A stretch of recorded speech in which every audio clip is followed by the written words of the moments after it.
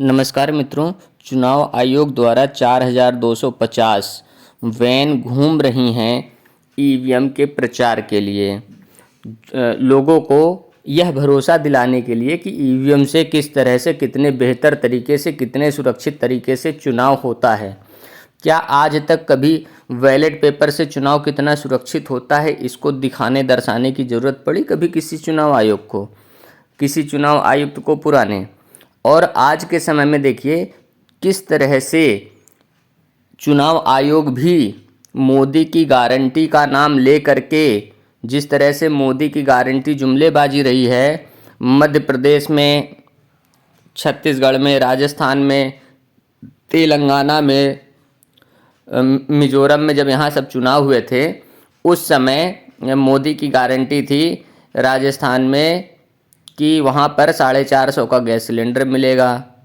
फिर बाद में पता चला जुमलेबाजी हो गई। यूपी इलेक्शन में किसानों का ऋण माफ़ होगा कहा गया था, जुमलेबाजी हो गई। 15-15 लाख रुपए मिलेंगे, जुमलेबाजी हो गई। और सीना ठोक करके अमित शाह की बहादुरी देखिए कि सीना ठोक करके कहते हैं कि वो तो जुमलेबाजी थी, 15-15 लाख कहना जुमलेबाजी थी। और वही जुमलेबाजी मोदी की गारंटी है।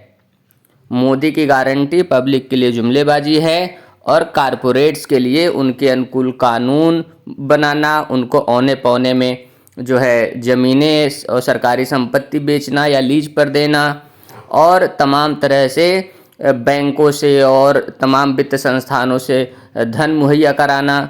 यह सब है मोदी की गारंटी। आम आदमी के लिए बेरोजगारी की गारंटी, भुखमरी की गारंटी, इसके साथ में अशिक्षा की गारंटी, अंधभक्ति उन्माद फैलाने की गारंटी, सांप्रदायिकता द्वारा गृह युद्ध कराने की गारंटी, यह सब है आम आदमी के लिए मोदी की गारंटी।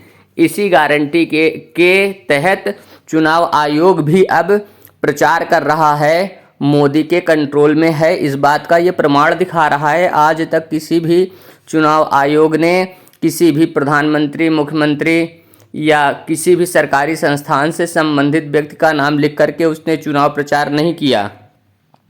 उसने चुनाव के लिए जागरूकता का भी जो है प्रचार किया। तो उसमें अगर ब्रांड एम्बेसडर रखे गए तो ऐसे छवि के लोग रखे गए जो कि किसी भी तरह से किसी भी राजनीतिक दल से समर्थित नहीं माने जाते हैं। लेकिन आज के समय में मोदी की गारंटी दिखा करके, लगा करके चुनाव आयोग ने साबित कर दिया है कि वह मोदी का, नरेंद्र मोदी का जिस तरह से गोदी मीडिया तंत्र है उसी तरह से एक तंत्र बन करके रह गया है। सुप्रीम कोर्ट अगर इस बात को स्वतः संज्ञान में लेकर के ईवीएम को नहीं हटाती है तो ये मान लीजिए कि सुप्रीम कोर्ट भी मोदी का गोदी तंत्र बन करके रह गया है। जनता को खुद अपने अधिकारों की सुरक्षा के लिए खुद ईवीएम का विरोध करना पड़ेगा, खुद सारी व्यवस्थाओं को देखना संभालना पड़ेगा, ईमानदार और सही लोगों को चुनाव में आना पड़ेगा ताकि वो जनहित के कानून बना सकें। जनहितवादी लोग जब जनहित में आएंगे आगे और राजनीति में भी अहम पदों को संभालेंगे तब वो आम आदमी के बीच से आया हुआ आम आदमी ही आम आदमी का सुख दुख दर्द समझ करके उसके आधार पर कानून बनाएगा, लोकतंत्र की रक्षा करेगा। वर्ण, गोत्र, जाति, धर्म, इन सब के जितने उन्माद फैलाए जा रहे हैं वर्ण जाति धर्म के, इन सब उन्मादों को ख़त्म करेगा। आम आदमी लोकतंत्र की रक्षा करेगा।